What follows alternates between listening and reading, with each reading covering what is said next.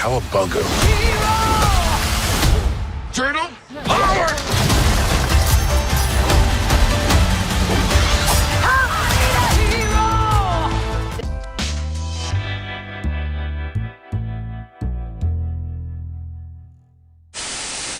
After so many years in the wrestling business, how does it feel to go from beating the snot out of your friends in the arena to performing action-packed slapstick? Like, does Jackpot's Looney Tunes-like action provide you with a sense of release after so many years of hardcore performances? You haven't seen a lot of my stuff because there's a lot of Looney Tunes type performances in the WWE that I center around. But thank you very much for the setup. I think action comedy is something that my skill set in WWE has prepared me well for. Okay, so prepare yourself for some praise. I've warned you. You have an incredible knack for playing lovable, altruistic underdogs, and your comedic chops are only getting better with each project that I see you in. I'm curious to know who your comedic influences are. Is there anyone in particular that helped shape your sense of humor? Somebody that you know personally or from your childhood or anything like that? I certainly grew up with comedy as an anchor, but I guess I've been asked this question a lot. I think anyone who makes a vocation out of comedy should be somebody I stay curious about, because they've been able to make it their life's work and they're doing something right. And if I think I got it figured out, I'm wrong. I can always learn something, and I can always gain some wisdom from someone who's made it their life's work. I've never been afraid to show my personality, even when it's been extremely embarrassing and humbling. So a lot of that has got me in situations where I'm humiliated and embarrassed, but I've never stopped trying to be authentic to self and showing that. I love that. That's the sign of a good person. What was it like to work alongside Awkwafina? Could you tell me a little bit about learning the synchronized fight choreography for Jackpot?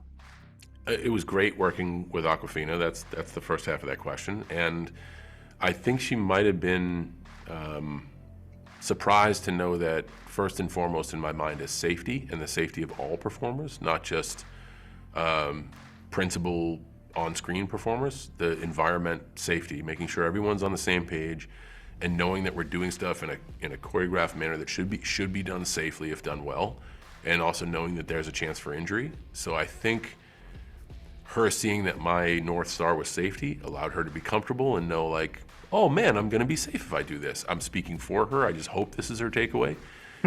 Because she ended up doing a lot of her own stuff.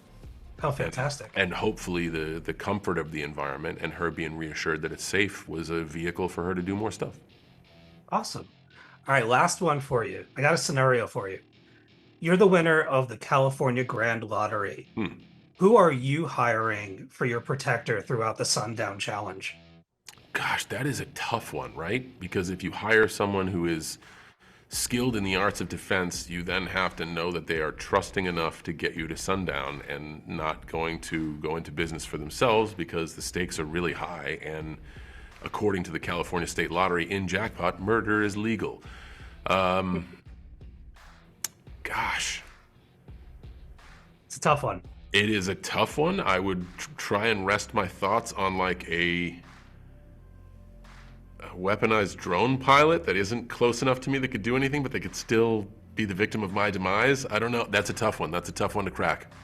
All right, well, we'll have to both give it some thought because I didn't have an answer for myself either. See, right? And I think that's also what's exciting about Jackpot is, although it's this crazy, wild scenario, we can always, well, what would I do if? And I don't yet have a good answer. All right, well, thank you very much for your time, John. Best of luck with the new film and everything else you got going on. Thanks so much. Cheers. Hi, Paul. It's Steve Seigh for JoBlo.com. How are you? Good, Steve. How you doing? Tell the gang over at JoBlo I said howdy. I will. So before we get into anything, I had a revelation yesterday while rifling through your IMDb page. You played Tim in Heavyweights. I did. One of my all-time favorite childhood films. I still watch that movie every couple of years. There you go. Well, here I am without my cut-off shorts. So thank God for that. Thank you. Incredible. So you've been directing comedy for decades and shot action with Spy, The Heat, Ghostbusters, which I love, by the way. Thank you. But Jackpot feels like it's on another level. What sort of new challenges did you encounter while filming the movie? Well, it was a level I've been dying to go to because I love doing stunts and action comedy, and and Spy was the one that kind of allowed me the most in kind of a real world setting versus Ghostbusters. But I just really I welcome the challenge because I've always felt frustrated that I couldn't do more of it. And when I fell in love with the script, one of the many things that made me fall in love with it was when it said one of the main rules is no guns.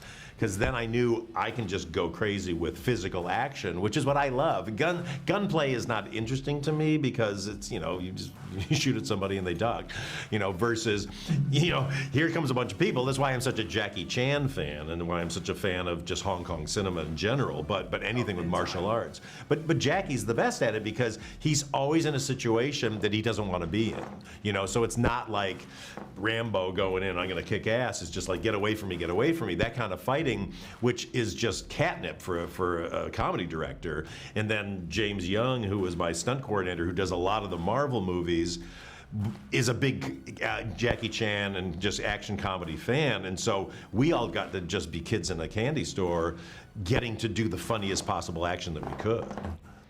Yeah, I definitely got some Jackie Chan and some Kung Fu Hustle vibes from this movie. Another huge Jackpot influence. manages to combine nonstop action with clever slapstick.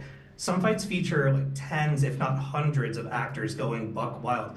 How do you direct that many people and not manage to lose your sanity?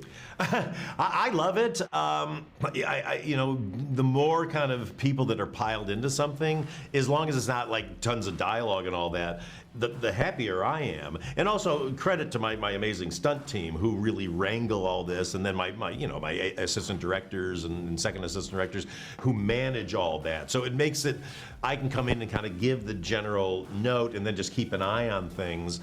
And allow everybody to just create this kind of controlled chaos, which, I'm so happy when there's just bodies in motion. I think it's, that's, filmmaking has gotten so verbal and comedy has gotten so verbal. And so when you can do stuff that is physical and can play in any language because it's just relatable in that it's just bodies flying through the air, then that's the best. Fantastic. Well, I had an absolute blast with the film. I can't wait for other people to see it. And thank you so very much for your time today. I really appreciate it. Thanks, Steve. I appreciate it.